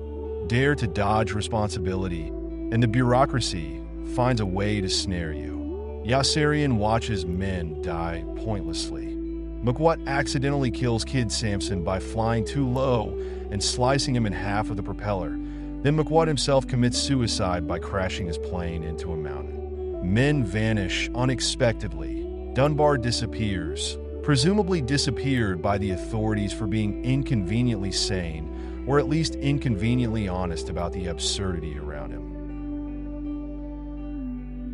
Death and loss accumulate. Nately, who finally manages to win over his apathetic prostitute with gentle persistence, meets a sudden and senseless death on a mission shortly after his romantic victory. In the aftermath of Nately's death, the prostitute, now unmoored, blames Yossarian for everything. Her grief becomes rage, and she begins stalking Yossarian with a knife, trying to kill him at every unexpected moment. This surreal development underscores how little reason and stability remain in this war-torn existence. Her fury mirrors the madness of the larger world. Violence begets violence, and senseless death breeds senseless vengeance. As Yossarian's squadron continues its missions, the pressure mounts. Colonel Cathcart, desperate for promotion and praise, keeps demanding more heroism, more bravery, more flights into deadly enemy territory. Soldiers come and go, faces blur together, and Yossarian's anxiety intensifies. He's had enough. He refuses to fly more missions, an act of rebellion that shocks his superiors. The chaplain tries to help Yossarian, but to no avail. Ultimately, Yossarian's obstinacy leads Colonel Cathcart and Colonel Corn to propose a deal. They'll let him go home if he agrees to support their leadership publicly, to say nice things about them and praise their wisdom. It's a devil's bargain, a temptation that would spare his life but betray his fellow airmen. Yossarian, who has spent so long trying to outwit this system, is now forced to consider what it means to maintain integrity in a world gone mad. In a climactic moment of moral reckoning, Yossarian thinks about the cost of accepting such a deal. He remembers Snowdon's death, the friends he's lost, the craven manipulations of Milo, Cathcart, Corn, and the military machine. Accepting the deal would mean selling out everyone still trapped there, everyone forced to keep flying those terrible missions. If he leaves by signing this sordid contract, the men will be stuck in the same cycle of mission counts rising and lives wasted. It would mean acknowledging that his life is more valuable than any sense of honor or solidarity with his comrades. Just when it seems he has no good choices, continue flying and likely die, or accept a corrupt offer and abandon his principles, Yossarian learns something that changes everything. He learns that his odd roommate who kept getting shot down and tinkering with his equipment did not die at all, or cleverly faked his incompetence so that he could crash land in a neutral zone and escape to Sweden. Sweden becomes a symbol of true freedom, a far-off land beyond the reach of military madness. Inspired by Orr's cunning, Yossarian realizes he can forge his own path. He doesn't need the colonel's deal. He can desert. He can literally run away from the absurd demands of Catch 22. At the novel's conclusion, Yossarian decides to flee, dodging the prostitute's knife-wielding fury once again in Rome. He chooses not to be complicit in Cathcart and Corn's schemes, not to endure the escalating missions. Instead, he will follow Orr's example, embracing uncertainty but also hope. His desertion is both a triumphant victory and a leap into the unknown. It's a personal rebellion against the moral vacuum of war, a final refusal to be treated as a piece of expendable matter. If we step back and look at the grand tapestry of Catch 22, we see that it's much more than a war story. Heller uses war as a stage for a larger existential comedy. The narrative shatters linear time, spinning us through a kaleidoscope of events that repeat, overlap, and echo each other. Scenes are revisited with new understanding. Jokes appear and reappear in sinister new lights, and contradictions pile up until the reader, like Yossarian, struggles to find a stable foothold. The themes woven through this labyrinth are potent. At the forefront, we have the absurdity of bureaucracy, the idea that impersonal rules and regulations have supplanted human compassion and reason. Catch 22 itself stands as a monument to nonsensical logic, the perfect bureaucratic rule that ensures no one can escape its grasp. The novel also takes a hard look at the dehumanization wrought by war. Soldiers become statistics, commodities to trade, pawns in a vast game that no one seems fully to understand. The moral compass spins wildly as characters profit from destruction, sell their souls for promotions, or simply vanish without a trace. Yet through it all, there is Yossarian's quiet assertion of individual freedom. His decision to walk away is a radical one, especially in a time where conformity could mean safety, or at least the illusion of it. Yossarian's journey from a fearful, self-preserving trickster feigning illness to a man who refuses to bargain away his integrity forms a subtle, stirring arc. While his initial motivation is pure survival, by the end, his survival is tied to moral choice. He won't be made complicit in the machine that grinds up young lives. He's seen too much, held Snowden's shattered body, witnessed his friends die senselessly, and recognized the utter hollowness of those in power. The atmosphere of Catch 22 is a weird blend of comedic zaniness and chilling horror. Pianosa is warm and beautiful in a superficial sense. The sun sets over calm waters, and locals in Rome continue their lives despite the war. But underneath the beauty lies the rot of a corrupted system. The officers lounge about planning how to look good to their superiors, while the enlisted men scramble to survive missions that seem to have no meaning. Bombs drop, deals are struck, and the lines between friend and foe blur. The world is simultaneously too real and surreal, a fever dream of war's contradictions. As a viewer of this summary, you're likely feeling a mixture of emotions: amusement at the outlandish antics, fury at the injustice, sorrow for the lost men, and admiration for Yossarian's final stand. That's precisely what Heller achieves in Catch 22, a disorienting, emotionally complex experience that mirrors the chaos of war itself. The novel refuses to offer simple heroes or clean resolutions.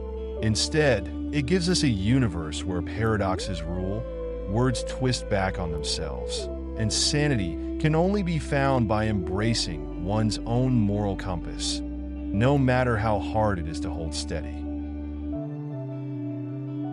What do we take away from this story? Perhaps the recognition that war is not just bravery and valor. It's often confusion, cruelty, and a grotesque negotiation with death. Perhaps we learn that authorities are not always wise or just, and that their rules can be tools of oppression, not order. The term Catch 22 has entered our everyday language precisely because it captures a timeless sense of entrapment, where the rules intended to help you twist into a mechanism to keep you helpless. And yet, in this tangled mess, there is still hope.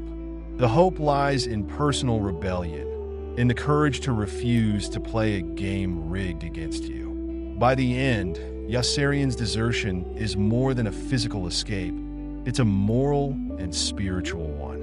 It's a gesture of faith in the possibility of another life, beyond the machine that treats men like cogs. It's a refusal to let the horror he's witnessed define him as either a coward or a pawn. Instead, he becomes the one who says no to madness and yes to the possibility of something better, even if he has to face unknown dangers to reach it. In conclusion, Catch 22 is an intricate tapestry of fear, laughter, tragedy, and subversive humor. It's a story that reveals its truths and layers, stepping in and out of time, and making readers and viewers complicit in its confusion until we, too, feel trapped and desperate. Yet out of this confusion emerges a singular act of resistance: Yossarian's final decision to flee, to break the cycle and seek freedom in an uncertain world, stands as the ultimate defiance against the Catch 22 that tried to define him. Through his journey, Joseph Heller challenges us to question authority, to see through the absurdities that govern our own lives, and to remember that sometimes the bravest act is simply to refuse to play by absurd rules.